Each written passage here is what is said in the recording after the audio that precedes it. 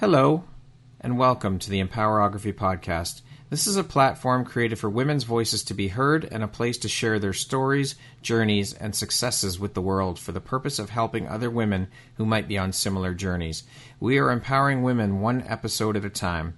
I'm your host, Brad Walsh, so kick back, grab one of your favorite beverages, and enjoy the stories.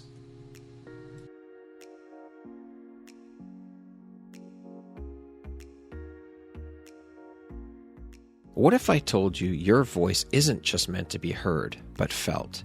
There's a fire in your story, a truth the world needs, but too many are still whispering when they were born to resonate. I'm Brad Walsh, and I created a free masterclass called Empower Your Voice, 5 Secrets to Becoming an In-Demand Podcast Guest, because I believe your voice deserves a stage. If you're ready to speak with power, purpose, and presence, it's time to own your truth, be heard, and be unforgettable.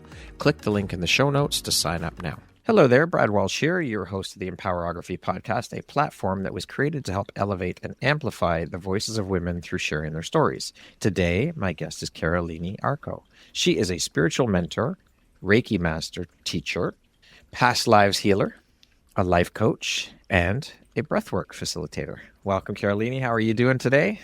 Thank you so much for having me, Brad. I'm happy to be here. It is my honor and my pleasure. We were saying before we jumped on air, we've been trying to get this done for quite a while, and different obstacles that have popped up, mostly on my side, of course, that have prevented us. But we are here now, and I'm so excited and honored to have you here with me today. So that being said, let's jump right in and start sharing about all the beauty that you put out into the world through the work you do, your story, your journey. That's a hell of a lot of hats that you wear and quite the resume. Now, obviously, all of these titles and hats you wear are very, very closely tied in together with a similar thread, and that thread is spirituality. What was for you the catalyst moment or experience that first cracked you open to your spiritual path, and how did you know this work was your soul's calling? Yeah, beautiful question.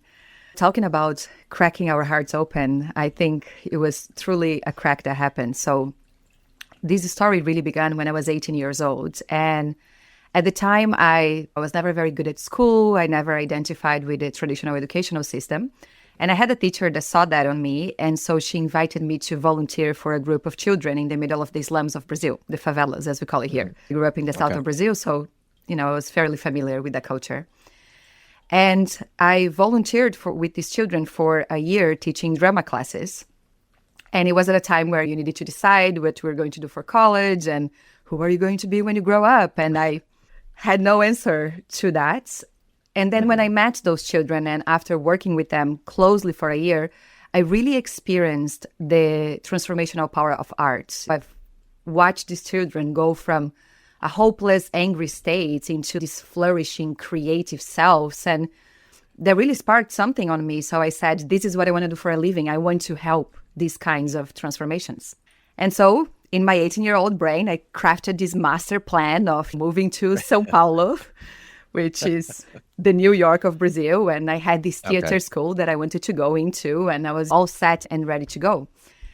And only to then present that idea to my parents and be washed with a bucket of cold water. I love that analogy. Where they basically told me, I could not go and what I was trying to do was crazy. And so I had to put myself straight in line and decide a proper adult career that I was going to pursue. And I remember that week because it really, when I gave that news and that was the answer that I received, it really brought me into a state of, I think, like deep depression. And I closed myself in my bedroom and I didn't eat for 7 days. And I was just like in this deep state of what I now see as prayer, but back then I didn't have the language to express it. And I remember asking something higher, like, why is this happening to me? Like, why I felt trapped inside this bedroom. I couldn't leave until I decided to choose a path that was not my path. And I felt so unsupported and unseen and all of those big feelings. And there was one evening where there was this big storm going outside and I've opened the window and I've put my head out and I just said, God, whatever, show me the way, give me an answer, give me an answer. And the next day I wake up with a phone call. And it was a friend that I had known from São Paulo, from that city that I wanted to go because there was the theater school that I wanted to be a part of. And he was literally the only person that I knew in Sao Paulo. So the fact that he was calling me at that time, after I just had this big experience, seemed so surreal to me. And I remember picking up the phone and saying, why did you call me? Like, what do we want to say? And he basically told me that his father, which until then I had not met, had said that I needed help and had asked him to call me. And so he asked, do you need help? And I said, actually, I do. I need to get into Sao Paulo. I have this big audition for this theater school that is happening on this date, and I don't have how to go. I don't have money. I don't have where to stay, all of these things. And he said, if you can come and if you can make your way here, you can stay at my house. My parents will be happy to host you until you can find your way. And that for me was such a big sign. It was like the permission that I needed. So I've called my best friend, and she lent me 300 reals, which was like $60 that she had from her grandmother, who gifted to her for Christmas. And I spent half on it on a bus ticket, which was 16 hours to get to Sao Paulo from my hometown. And I've made my way into Sao Paulo. I've made it. I got there. Of course, my parents were furious, and it was a big event. But I got to Sao Paulo. And so I did the audition for the school, and things started working out. And I was still like inside of me feeling this deep sadness and of how the way that things had happened. I had left home. I was estranged from my parents, and I was in this big city now by myself, not really knowing what was ahead of me. And there was this one day that I was sitting on my friend's bedroom, and I was crying from overwhelm of all of this that was happening to me. And his mother and his father come into the room. And until then, I had not met his father, but suddenly he was there. And so they sat me on the bed, and his dad looked at me and he said, I have something very important to tell you. And I was like, okay. He's me and you, we were partners on a past life together. Wow. And we have this deep soul connection that I knew that you needed my help. And that's why I told my son to call you. And at that time, I had no spiritual language. It was before Instagram. It was before the online guru spaces. So past life, like partners, what is all of this? And he told me that he had this memory that he needed me to remember. And he started describing a scene of us sitting around a fire, sharing a cup of a hot beverage. And as he was describing that scene, something inside of me got really activated, because that scene was a recurring dream that I remember having since I was very young as a child. Wow. So, of course, at that state, I said, okay, I believe you. I cannot doubt what's happening to me anymore. I believe you. And so he told me, you came here for a mission. And that mission is to help heal people and help advance humanity. And for you to fulfill this mission, you're going to receive a variety of gifts that you will have to develop. And there's going to be beings from other dimensions, other planets, he said, that will come and help you develop these gifts. You need to trust these beings when they come. Wow. And of course, I was completely stunned at that point. Yeah. It felt this overwhelm of information that I was not ready to process. And it brought into question a lot of things of what is free will then. I remember thinking, okay, these beings chose my destiny for me. They've made me come here to meet this man. But in order to get here, I had to go through all of this suffering. Like, why? It doesn't make sense. Until what point do I have a choice on this mission that he's telling me that I need to have in this lifetime? At the time, I completely and utterly unsubscribed from any spiritual ideas of any kind. I said, I don't understand this. I fear it, and I don't want to think about it. I don't want to believe it. I'm going to try and live my life. And that's what I've done. And of course, life happened. So I've met a man that I fell in love with, and we started having this relationship. And eventually I moved out of Brazil when I arrived in Canada when I was 23 years old. And right after arriving in Canada, I fell into this state of deep depression. And I found myself, I was working at a restaurant, making coffees and sandwiches all day long. I didn't have any perspective for the future. I felt like I was useless. My life was useless. And at this state where I was almost like in the end of my ropes, I saw a little sign that said 15-minute Reiki sessions when I was walking on a mall in this random Wednesday afternoon. And I decided to go in and try this Reiki thing that had caught my attention for whatever reason. And in that session, a lot opened up to me. And I was reconnected to spirit in ways that I guess I had put away for over 12 years since that 18-year event that happened. And it was after that I started studying Reiki at first to help myself. And then, of course, people started coming closer and asking for sessions. And slowly but surely, I started developing those gifts that the man had told me when I was 18 years old. So when I look back at my life now, after serving people for the last 8 years exclusively as a healer and a mentor, and when I look at the kind of work that I do, that is, as much as it's energetic, is also like very grounded and helping people improve their earthly lives as well, I really feel that this whole journey began when I was 18. It began with that prophecy that was given to me by that man. And it wasn't something that I could escape from. It was something that I needed through my free will to accept it. Yeah. And that has been the thread that has united all of this work that I bring into this world. That is an incredible story. Are you still in contact with your friend? I have contact with him. Funnily enough, we met each other in New Zealand. We've met each other in a few different places. But his dad has passed away a few years ago. Oh, okay. And unfortunately was not somebody that I was able to have as a mentor in this lifetime consistently, I think, because of my resistance to the intensity and my immaturity at the time to fully understand what is happening. That's a lot to understand and to take on as an 18-year-old. It's a lot, for sure. So it's understandable that you would try and distance yourself and resist it at that age. But you fully stepped into it now, and here you are. This is what matters. Exactly. And I think that is what I call the calling of the light worker, the calling of the light leader, like people who have this deep desire to support humanity, to support people in one way or another. It is not something that we can run away from. Perhaps we can put it on a little box for a period of time. But it chooses us. It calls us. We don't seek it out. It just finds us. Yes. And the more that we say yes to it, as much as is a scary experience and also a very intense experience, I do really feel that life starts working out in our favor once we just say yes to this calling. Yeah, for sure. So what is it that drives, motivates, and inspires you to keep going and excelling at all that you do? There's an individual answer to that, and I think there's a more collective answer to that. On an individual level, to me, it is still about that moment when I see people transform in front of my eyes.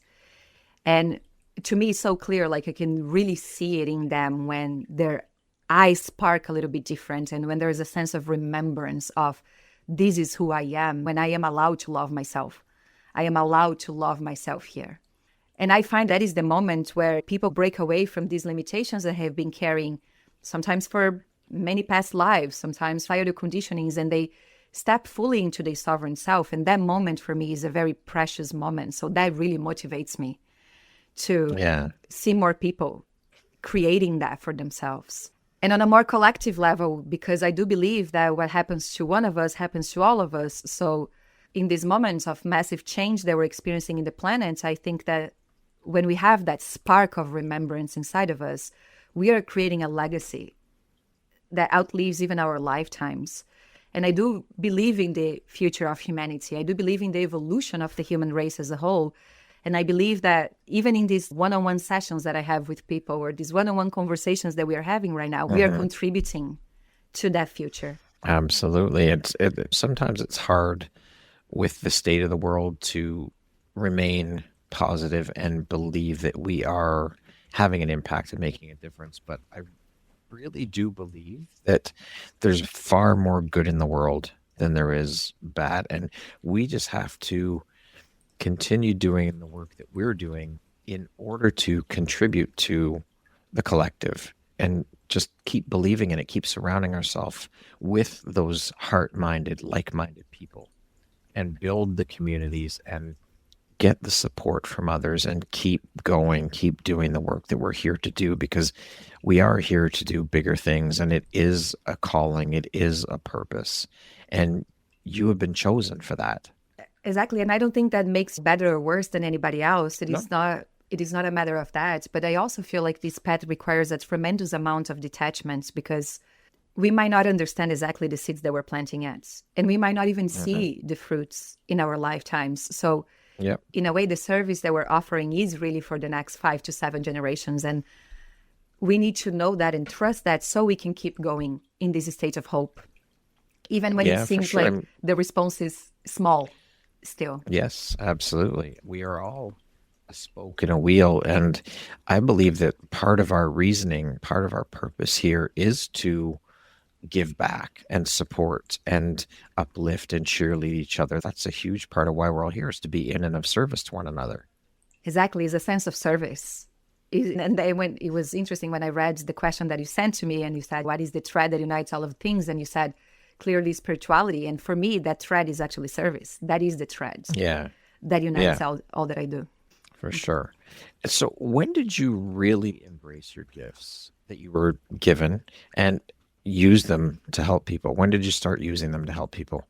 So we're going back to 2015 when I said that I was going through the deep period of depression. And then I had this 15-minute heart-opening Reiki session.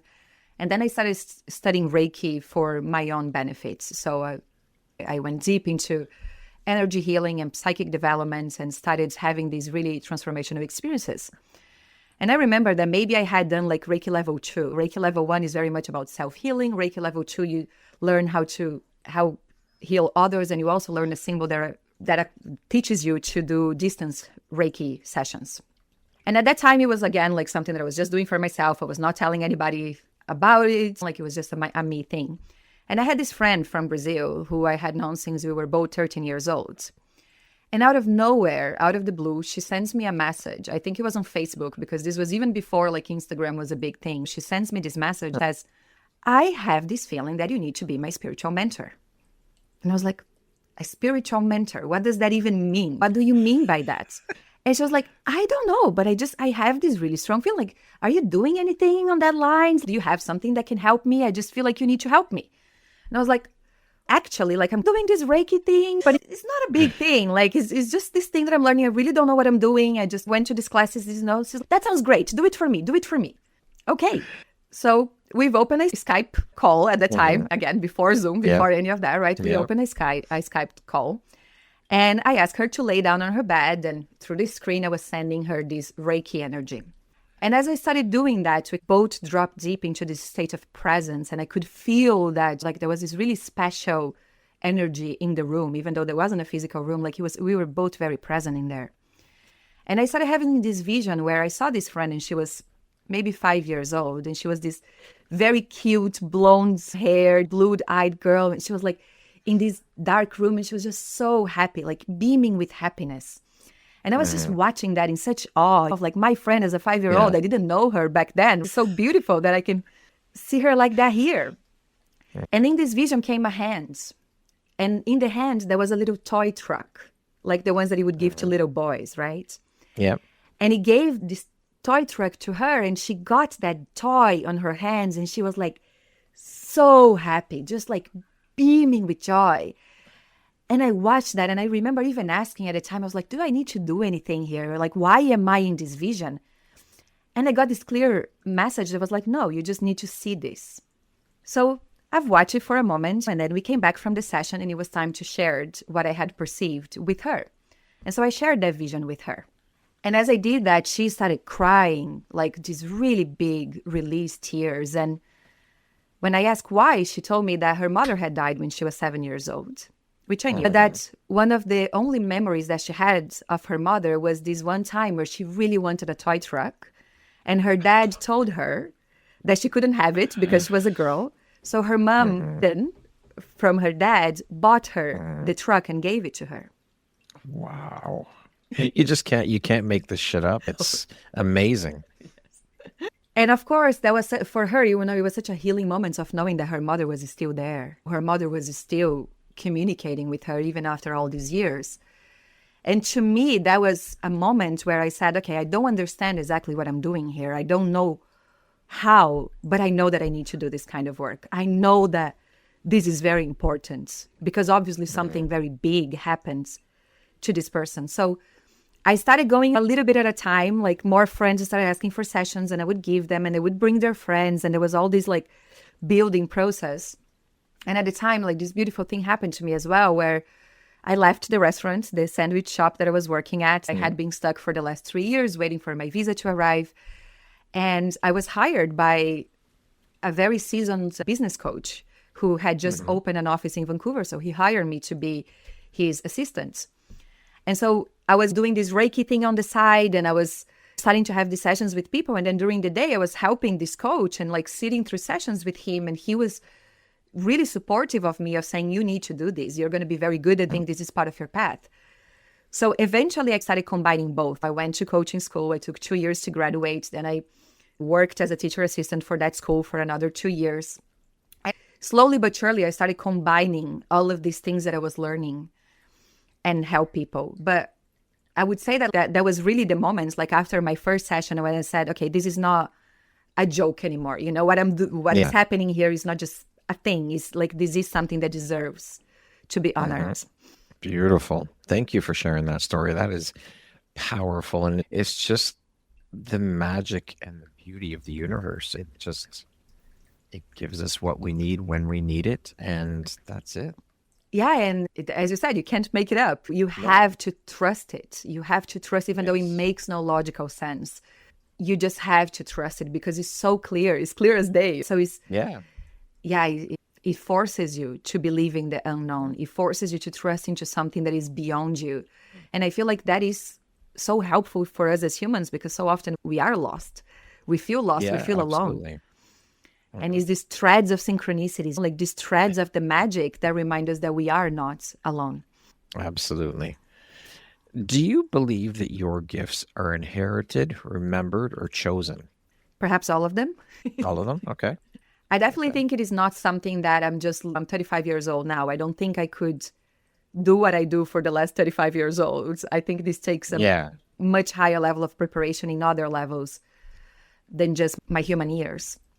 I do also fully believe that you have to choose it though. And I think we chose it before this lifetime. The 18-year-old man, he gave me that prophecy, but it wasn't him who was giving it. I had chosen that prophecy before I came into this life. Yes. I just needed to be remembered of it to somebody else. Okay. And this is like, people have different ideas into this of, do you choose it or do you not choose it? I do think free will is one of the most powerful forces in this universe. So at some point we will have to choose it. As I shared, I didn't choose it for over 10 years. And like my life was not doing well. I was not doing good. And the moment that I chose it, that I said, okay, no, I'm going to take this path and I don't understand it, but I'm going for it. Truly, my life started opening up in incredibly magical ways. The reality that I have now, I never thought I could have, even 5 years ago. It's beautiful. Everything shifted, right? For me, everything shifted the moment I said yes to the mission. Yeah. And it takes a full body yes. It's not yes as long as, yes, but it's no, I am in this. I am in this. And when you live that way as well, you start understanding that everything that happens to you, it's happening for the whole as well. Like there is a higher thread here. That you have to embody it. You have to embody it. You have to embody it. Absolutely. Absolutely. How has your journey as a spiritual mentor, healer, transformed your own life and your own personal beliefs? I'm a completely different person than I was even 5 or 8 years ago. There is something about being a mentor that is really helpful because it keeps you on your toes about the ways that you go through challenges in your own life. And to me, that has always been like a keystone of the work that I'm here to do. I've always wanted to be in integrity with the things that I was sharing or the teachings that I was passing forward. So because I am a mentor and because I know how the standard that I hold people in my mentorship spaces, I am forced to hold that standard for my life as well. So it's easy to say, oh, emotions are like wave, let them pass, to a client when they're going through something hard and you are like feeling great, right? But like when it is about you, when it is about you choosing that purpose, it is about you having to be brave and share things that you don't want to share. It is about you having to establish those sacred boundaries. Can you do that for you as well? Yeah. So there's been many times, and including this time that I'm going through in my personal life now, which we've talked about, where because I know that I am a mentor and because I know that I'm going to be sharing powerful things to help people, I have to do this for myself as well. Yes. You have to model the behavior for your clients. You have to live it and embody it in order to teach it and for them to take it on and learn it. And that sense of sacred responsibility and like self-accountability, it is something that has only happened because I have accepted my role as a mentor. Because in a way, it's still weird, right? It is easier to do it for others than for yourself. Yes, for sure. Absolutely agreed. Absolutely agreed. Now, as a spiritual mentor, how do you help people bridge the gap between who they are and who their soul came here to be? How long do we have for this podcast, Brett? This question is a very complex question. And I think, if anything, it is really about helping people see the stories that I have been telling about themselves that perhaps that have been serving them for a very long time, but are not necessarily the truth. And it's not the truth of who they are stepping into. So it's really about giving people a safe space so they can look at those stories. They can look at what's happening for them on the background. Because there's a lot of pain that is included there, and most people don't have safe spaces to look at that pain. Yeah. So it's not just about, let's find your limiting beliefs and then let's create something better about it. It is really about, let's get into the root of who you are. Let's get you in feeling so safe with yourself that you can face all aspects of you. You can face your pain. You can face like the things that have shaped you, really. And then by facing that in a safe space, you can make a better choice. Like you can access a deeper level of wisdom that would not be present while these things were just playing on the background. So my work is really looking at people and seeing the highest potential in them. And that for me is so easy to do because it's a way that I live my life. Yeah. But then holding their hands as we say, it is safe. It is safe to meet your edges here. It is safe to see what's being presented. And it is also safe to choose vision that you already have and that I have it right here with you. And in a weird way, because I see it with them, like it feeds them to see it more too. Yeah, for sure. I love that. Now, when you walk into a room, Carolini, what do you think your energy says before you even speak a single word? I have no idea. Please ask somebody who was in the room with me. I do not know. If you had to distill it down, what do you think? I think it depends on the room, and it depends on the other people that are in the room. So I think my energy at times will be like a big warm hug of like saying like, you are accepted here. I love you. Let's have fun together. I'm excited to know all about you, and all about you is welcome here. I think at times that's what it brings. What I hope my energy would bring more than anything is just a state of hope. And as we were saying, is like a permission slip to believe that people are still good and that this world is still good and this world is still safe, even when there's so much that feels unsafe. Yeah, I love that. A warm hug. That's beautiful. How do you prepare yourself both mentally and spiritually before conducting a healing session? Because I'm sure it's very draining. It takes a lot out of you. So how do you prepare and get yourself ready for that? So at this time in my journey, I work mostly as a mentor and not as much as like an energy healer. So my times of doing 90 minutes healing session where I was deep into that person's energy field, I was moving energy for them or journeying through other past lives for them. Like I still do that every now and again, but the way that I see things now is that one of these sessions, even like every year, is more than enough for us to have material to integrate that for the year. So it's not something that, and people have different perspectives on that, but that is where I stand right now. So a lot of my sessions is just mostly like stepping into a place of deep presence with that person and then allowing that intention to come in very clearly and giving us the room to reach that intention by the end of our conversation. That being said, there is a variety of ways that I prepare for it. You cannot really see my office, but my office is literally a sanctuary, like it's altars everywhere. I don't do anything else in my office other than serve people. So the energy is always extremely clear. There is also a whole process, a whole protocol of setting a very solid intention, both for myself and for the clients. There is a protocol of protection that goes in for myself and for the client. There's a protocol of closing the container after you open the container. So there is a lot of protocols. And at the beginning, that was one of the things that it would take me like 45 minutes to prepare my space to receive a client. And that was very draining because it would take 45 minutes to prepare it. Then I would have the session. Then I would take another 45 minutes to clear the energy from the session and have it clear again. Now it's a lot faster. Like now that can be done in 10 minutes. Yeah, but these protocols are very important when we are talking about spiritual work. And I don't think they should be overlooked at all. No, absolutely. And so I would love to know, what are some of, or one of, maybe a couple of the most profound spiritual insights or truths that you've uncovered through your work? Okay. Easy questions today, Brett. I love how easy they are. I like to make my guests think. I'd love to hear that answer from you as well, if you want to share after. So some of the most powerful, teachings, I guess. And that was not the word that he used. Insights. Insights. I think the most powerful insight that I'm still anchoring into up until this day is the insight of detachment, which is very closely connected to this sense of resist nothing. Learning to be in a state of non-resistance is very hard as humans because we try to grasp into things as much as we possibly can.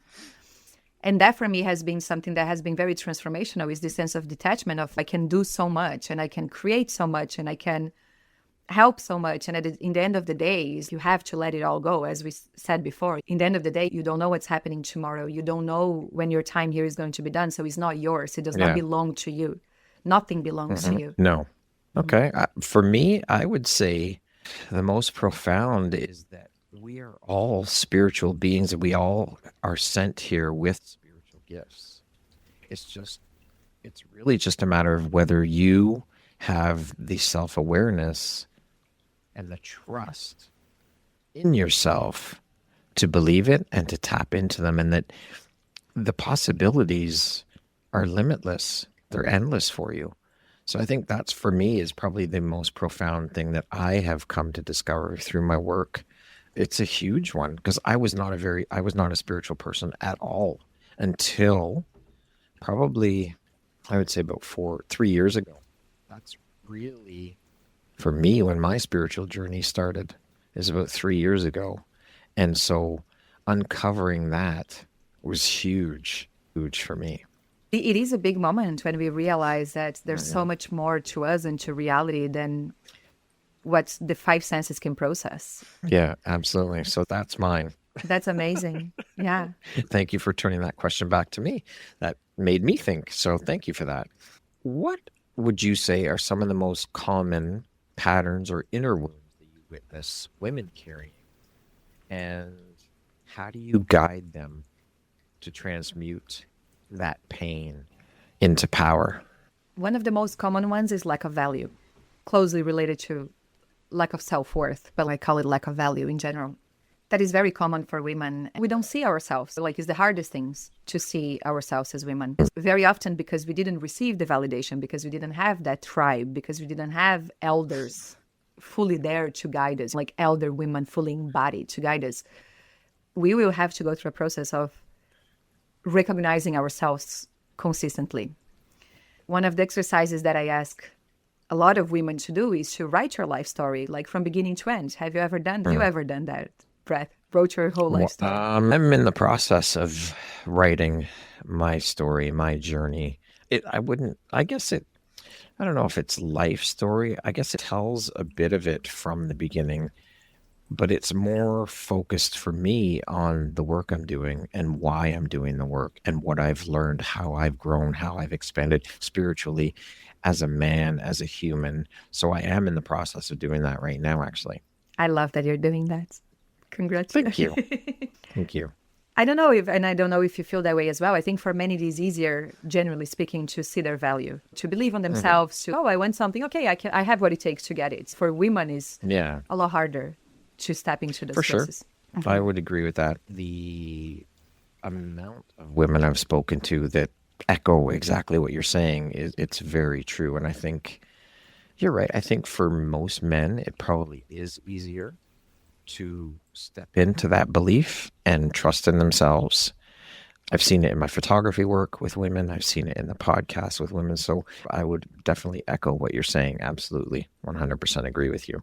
And we all have incredible value within us. It's just a matter of whether you see it or not, or having people around you that can see it and show you or help you to see that value, because we all have that value within us.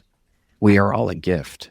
Yeah, absolutely. And sometimes it is a process of a lot of repetition, and it is a process of a lot of consistency. Sometimes it's like, do I really need to do that? I'm 50 years old. Do I need to be validating myself? And it's like, yes, you do. Absolutely. Like creating those automatic pathways where you go for self-validation, where you do stand taller in your value. That is deep work and it's consistent work. It is becoming your own cheerleader. Yes, it is. And it's hard work. People don't want to look inside more often than not. They don't want to admit all of these things that they excuse me, are coming from a place of lack, or whatever the things are that the beliefs they have within them are. It's hard work to take a look inside and see how you look at yourself. We are our own worst critics. We are our own biggest hurdles. No one speaks worse to us than ourselves, and we need to shift that. Yeah, that is the big healing that I think is happening. And I like to relate that to this planetary transformation that is occurring as well, is if we see that our bodies are the earth, this is a representation of the earth. I think the why we are harming the earth so much and why we're not respecting this planet is because we have not yet still learned how to honor and respect ourselves. Agreed. That's a beautiful way of looking at it, actually.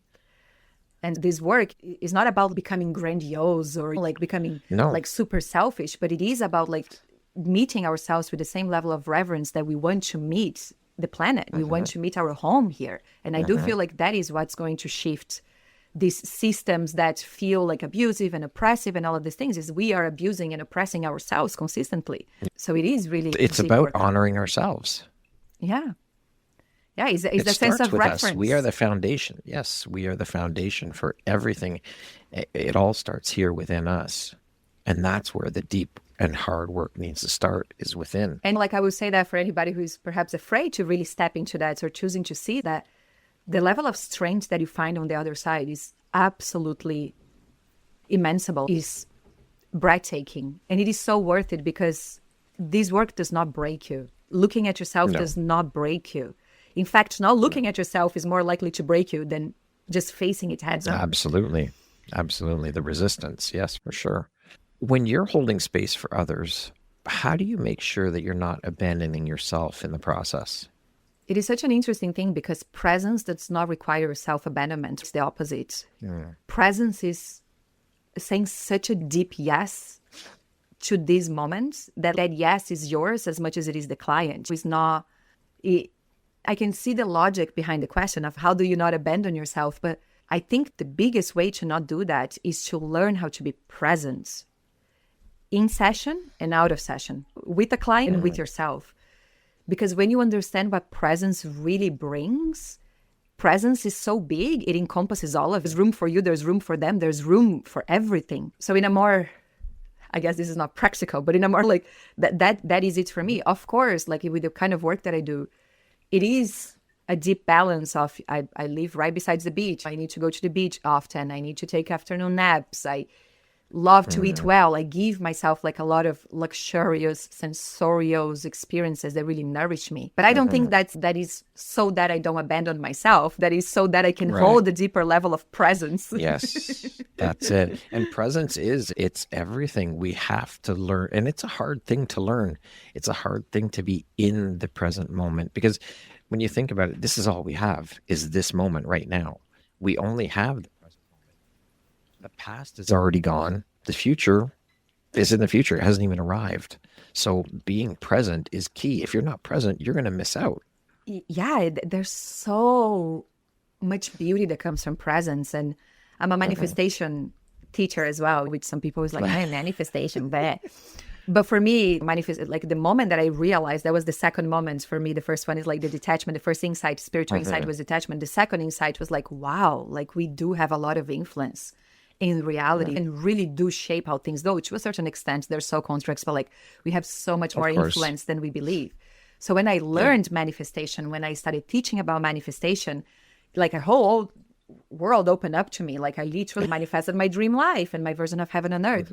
Manifestation, I think people complicate it so much, but it really, if you are in a state of deep presence, because when you are deep present, what you're saying is, I'm truthful to what is right here. I'm truthful to this moment. I'm truthful to my feelings in this moment. And when you are in that space of such truth with yourself, like that is the most magnetic force in the world. You don't even need to set an intention of, okay, I'm so truthful to myself right now, let's create $10,000. You don't even need to do that. Because that space of truthfulness, like you will know exactly what you need without it being spoken. And then you will be met on the things that you need before you even need to ask for them. This is very high level conversation here, but that is presence. People run away from it. If you are in it, literally, like life supports you. Life gives to you. Life takes care of you. if you just be brave enough to be present for life. When you are present, when you are being, you don't need to ask for anything. It's already given unto you. Yes. It's there already. All you have to do is reach out and take it. Yes. Yeah. It's incredibly powerful. I've been reading a lot about manifestation and being in the present moment lately. So I love this. I love talking about this stuff. This is so powerful. I absolutely love it. Now, how do you support women in reclaiming their power after lifetimes of suppression, silence, or shame? There is no easy answer to that. I don't think the main thing is connecting to your value and the value of courage. Like, women are very brave. We forget that we are brave.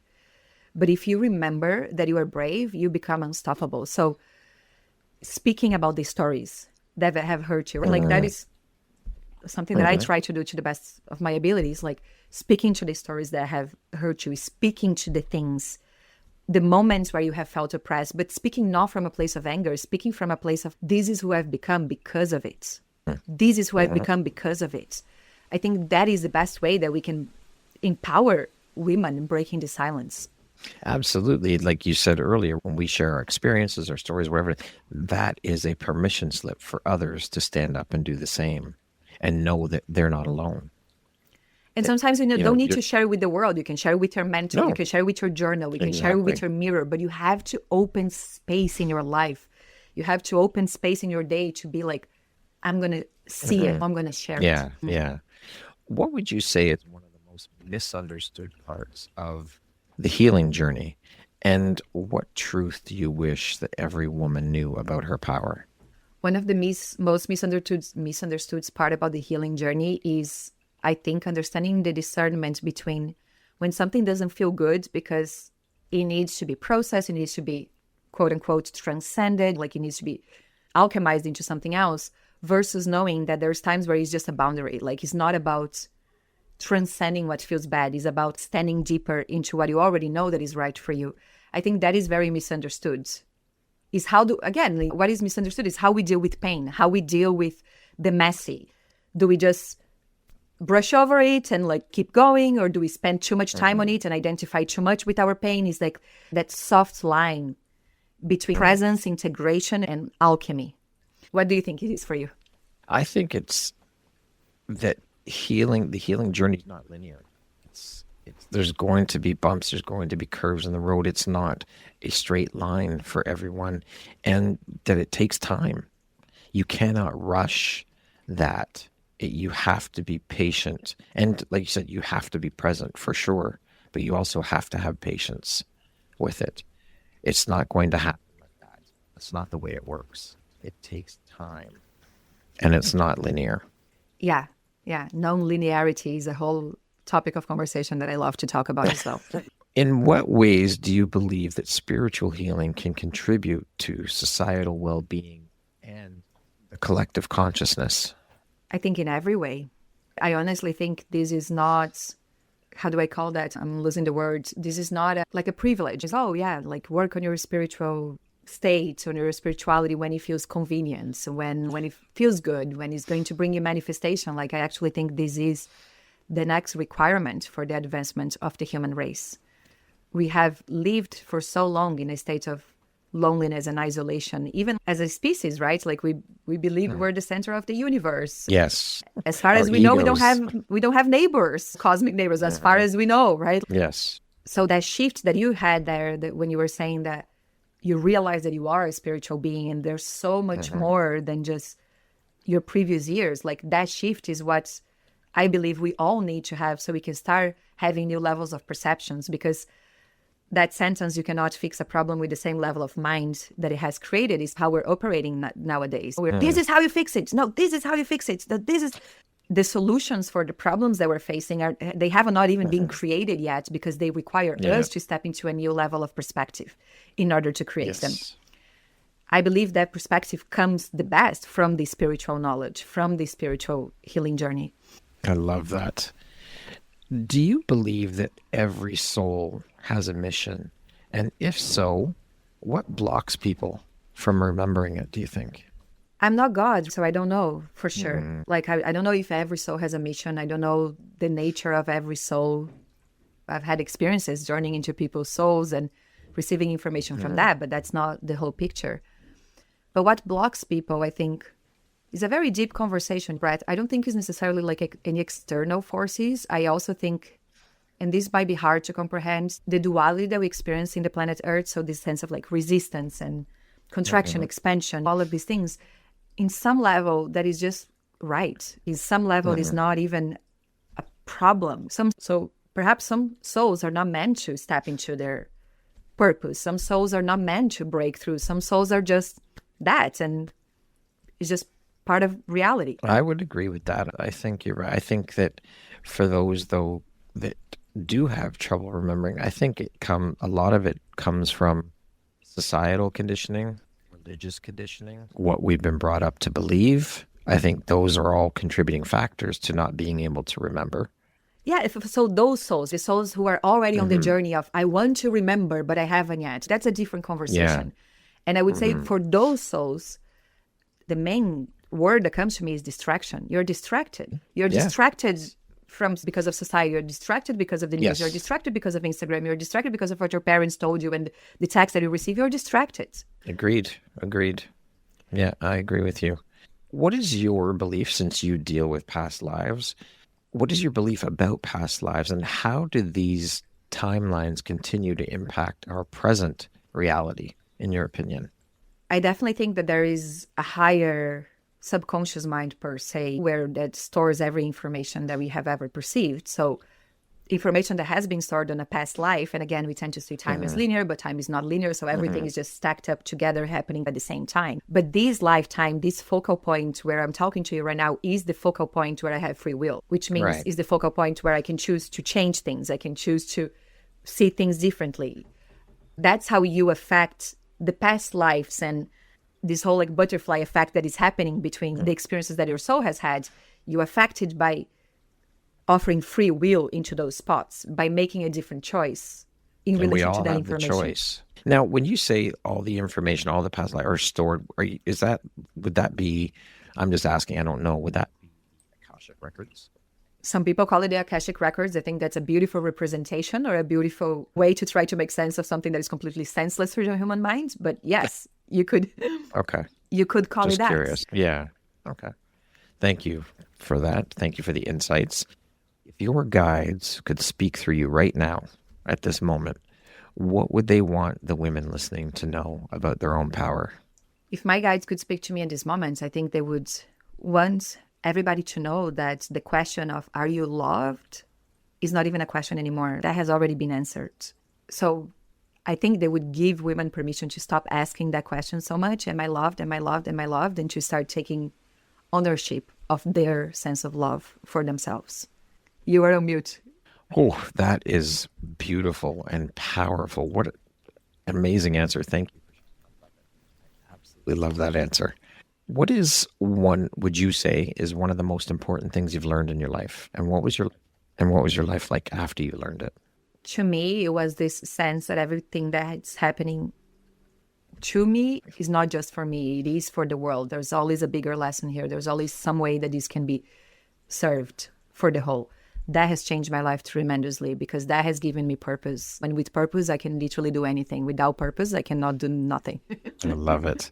What would you say is an unexpected blessing or occurrence in your life that you're grateful for? An unexpected blessing in my life is my husband, who I've met through these beautiful magical circumstances, which we can do a whole other podcast on, and who is just like the most grounded, stable, loving, kind, gentle, intuitive, even though he like doesn't care about spirituality at all.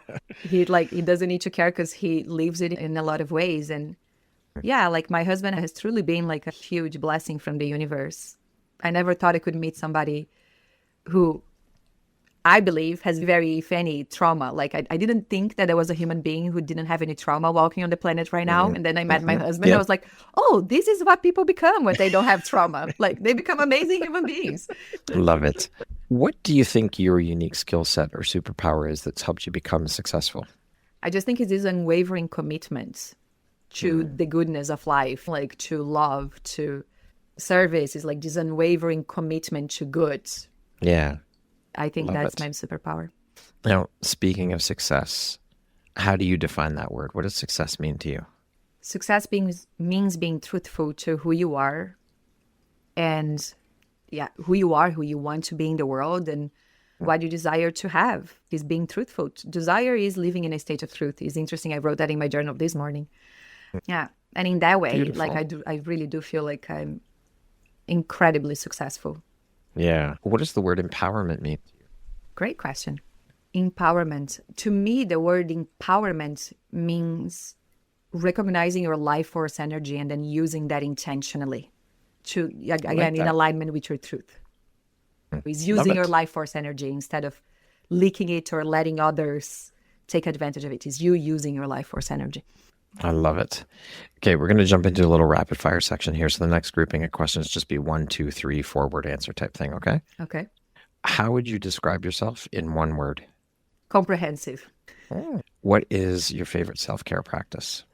Sunshine. If you could teach the world one thing, what would it be? Self-love. What is one thing you want but cannot buy with money? Freedom. If you could be remembered for one thing, what would it be? Hope. What is one thing you love about yourself that is not related to your physical appearance? Willingness. What's one word that defines the woman you are becoming? Brave. Beautiful. That concludes our rapid fire section. Now back to our regularly scheduled program. I created a bonus question that I did not send you ahead of time. If you could take, Carolini, one feeling or a belief and bottle it up and give it to people, what would it be? The feeling of mattering beyond words, of knowing that you are a part of this bigger weave. And perhaps it's a feeling of reverence that comes with, I matter so much that this deserves to be met with reverence. Okay. If you could have any 3 people in the world, alive or dead, sitting at your dinner table with you, who would they be and why? I'd love to have a good chat with Jesus. Okay. Okay, perfect dinner table, Jesus, Mary Magdalene. You can't have one without the other. The third one, I would really love to sit with Einstein too. It would be so good. Okay. Yeah. All right. If you could step into my shoes, what question would you have asked yourself that I didn't ask you? Ooh, what is the balance between paying attention to yourself versus paying attention to others or the whole? What is the balance between self-service and collective service? Okay, go ahead. That's a hard question. Okay, great. Thank you for asking me that, Brett. I think trying to find a balance is a bit overrated. There is no set answer to that. It's a dance of every moment. But it's also really deeply understanding when you need nourishment and giving yourself that nourishment profoundly. Okay, beautiful. If you had the opportunity to sit down and have a 1-hour conversation with one woman, any woman in the world, who would it be and why? Oh my gosh. You see, it's hard for me because I don't know. I see people differently, people in positions of power. And so one woman that I would love to have a conversation, to be fully honest, if I could sit down and have a 1-hour conversation, I would love to have a deep conversation with a woman that I've met when I was 22 years old, who used to host these ayahuasca ceremonies on the back of her house. And she would have these yellow plastic chairs, and it was just 6 plastic chairs on this very humble home. And I sat with her a few times back then, but I've lost contact with her. I don't know where she's at. And I would really, knowing what I know now, being who I am now, really love to have a conversation with her again. That's beautiful. If you could go back and give your younger self one piece of advice, what would that piece of advice be? Don't question it, just go. Lastly, if you were to deliver your last 30-second speech to the world, your corner of the world, your tribe, your people, what would that last 30 seconds sound? What words of wisdom impart? I'm repeating myself, but I think what I really would like to say, perhaps in a more poetic and beautiful way, would be something on the lines of, I pray that the sense of hope that I have for you is felt in you. And I pray that you can take that hope and you can expand it and run with it and give it to the next person that you meet as well. Beautifully said. A wonderful way to end the interview on such a beautiful sentiment. Carolini, thank you so much for sharing your story, your journey, and the beautiful light you put out into the world through the work you do. It has been an absolute pleasure having the opportunity to finally sit down and speak with you and share in that journey with you. Thank you for allowing me into the space to share in that with you. I appreciate you. I am so grateful to have you as a member of the Empowerography community. Just beautiful conversation. Thank you so much for being here with me today. Thank you so much, Brad. Thank you for all the beautiful work you're doing in the world and for highlighting these voices. I so appreciate you and all the work that you have done to become who you have become as well. Thank you. Once again, my name is Brad Welsh, host of your Empowerography podcast. Today, my guest is Carolini Arco. She is a spiritual mentor, a Reiki Master Teacher, past lives healer, life coach, and Breathwork Facilitator. Thank you so much, Carolini. I hope you have a beautiful rest of your day. You as well. Thank you. Thank you very much for listening to this podcast. If you haven't yet, please be sure to subscribe, rate, review, and share with all your friends. You can find me at visuphoria.ca, follow me on Instagram at Empowerography Podcast, and on Facebook at Empowerography. Please join me next time for another inspirational story from yet another amazing woman.